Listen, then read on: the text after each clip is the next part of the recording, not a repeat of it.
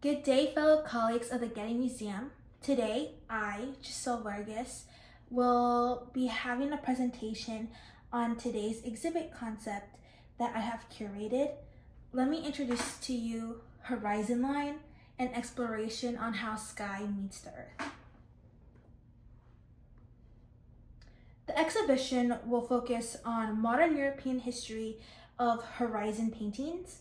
Of course, the majority of work in general in the history of art already includes a horizon line or an illusion of a horizon line, as it is a structural line that can be drawn or connected and holds the central point of a work where all compositional angles connect at some point. In the context of this exhibition, the focus is the view of the horizon as a subject in works and highlighting the connection between the artist and how they transform the imagery of the sky and earth meeting. Horizon artwork can depict the sky meeting a body of water, land, greenery, and architecture. I found inspiration for this work due to my interest in artworks that depict the natural world. Areas like landscape and genre painting focus on the ordinary and regular world for what it is and doesn't serve as a means to put prestige on an institution or an individual. Nature specifically is something that I'm quite fond of because I grew up in a place that was very rural with very many fields, very much greenery. But of course, it's important to highlight that people look at nature differently than I. Individuals live in many different environments, so they come to see things from the perspective they were brought up with or are used to seeing with. The artists in this exhibition come from similar backgrounds, coming from Europe and being active in the late 1800s to early 1900s, yet their view of the natural world differs. Their work depicts how each decided to tackle interpreting the horizon and what impression it leaves on the viewer. I will be discussing a bit on the exhibition concept. The imagery that the viewer is tasked to look at, observe, and then transcribe is, of course, the interpretation of where the sky meets the earth, the constant motif that all these works have, along with the contrasting forms and colors of these works. Contrasting forms include water versus architecture, greenery, and the color scheme is quite vibrant and has hues that blend together. This is an example painting that I depicted that is similar to the color palette that's displayed in all of the works. All works do have similar color schemes, but there are instances where complementary colors are painted together and it makes the works much more vibrant. As a reminder, these works are part of the modern European art movement between 1870 and 1945. This is the exhibition layout that is in the works. This is a concept image of how the works would be displayed in the exhibition, taking inspiration from our previous exhibitions at the Getty Museum. Mostly, right, it is 5 works, so we're having it line up like this. Right, now we're moving on to the overview of the 5 artworks that will be part of this exhibition, and they are presented in the order of earliest creation date. First, in our group of 5, is Claude Monet's Impression Sunrise from 1872. It is a oil on canvas work. It is known as the essential work that kickstarted the Impressionist movement. It captures a hazy morning view of Le Havre Harbor and consists of flowy, freeform brushstrokes using various hues of oranges and blues. And it has the subject matter of the harbor here with the boats in the center. Very familiar. There is a focus on the ephemeral effects of light and color.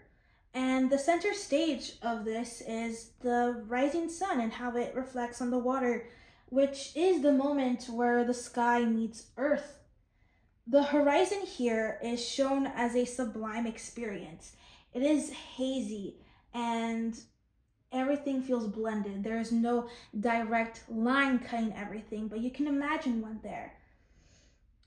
It captures the moment when light reflects various colors that has one eyes in awe, reflecting Monet's and other Impressionists' interest in capturing every possible color light provides. It provides the viewer with the idea that there is more to be seen in a horizon other than the obvious details. Again, it is capturing a sublime experience, and it is what Monet wants to depict with this horizon.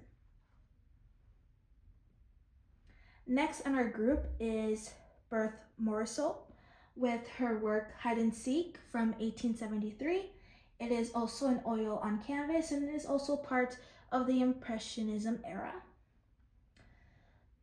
It depicts a woman and a girl playing hide and seek in the outdoors, and it is a genre painting, though there is somewhat more emphasis on the greenery too.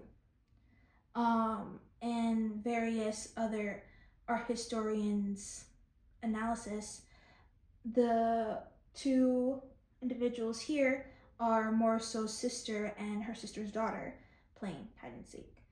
Like the Impressionists of her time, this work provides a concentration on color, and the brush strokes help establish details without focusing on the literal, the actual reality of how these forms are together.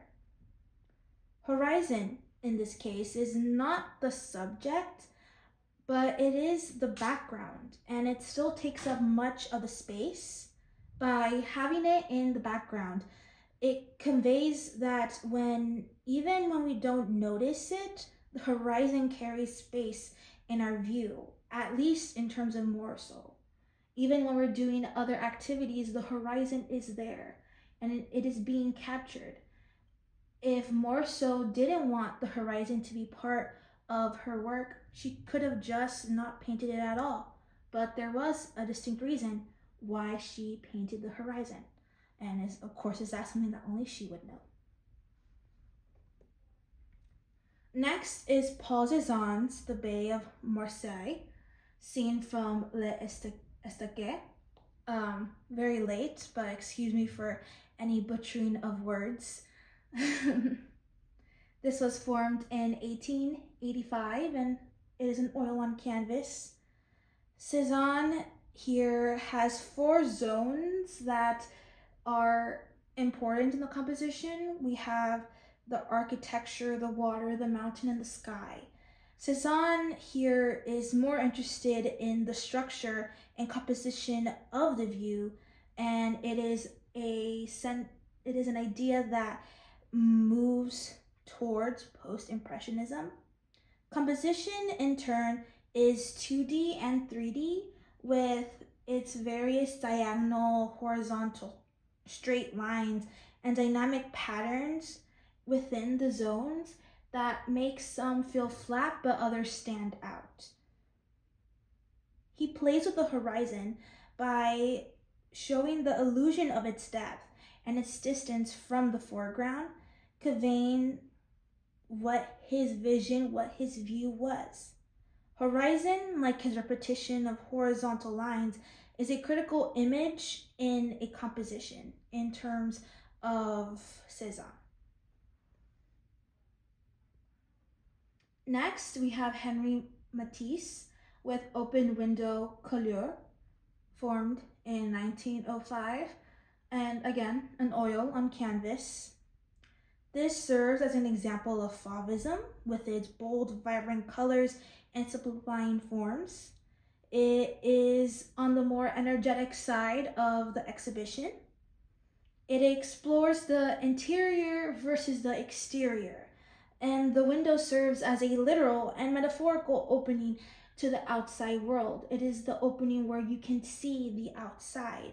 And by the outside, we see this view of this body of water, these boats, and of course the horizon where the sky meets the earth. And the work itself tries to develop into this idea where even when you are in the outdoors, the horizon still appears. You don't need to be at the edge of a mountain, of a bay, anywhere else to experience and view that horizon.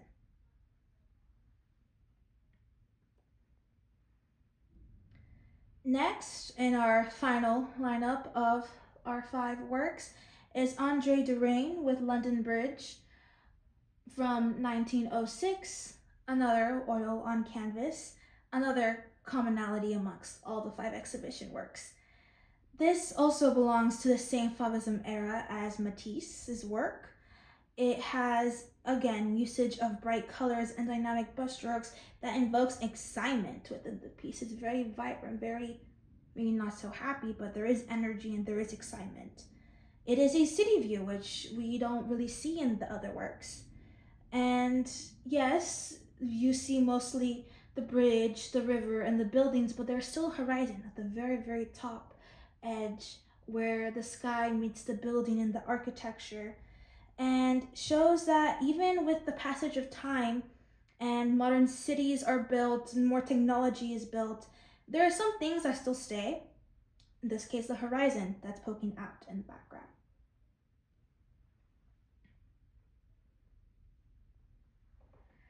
As we finish up with this presentation, I want to go again and look at the key takeaways of the exhibition.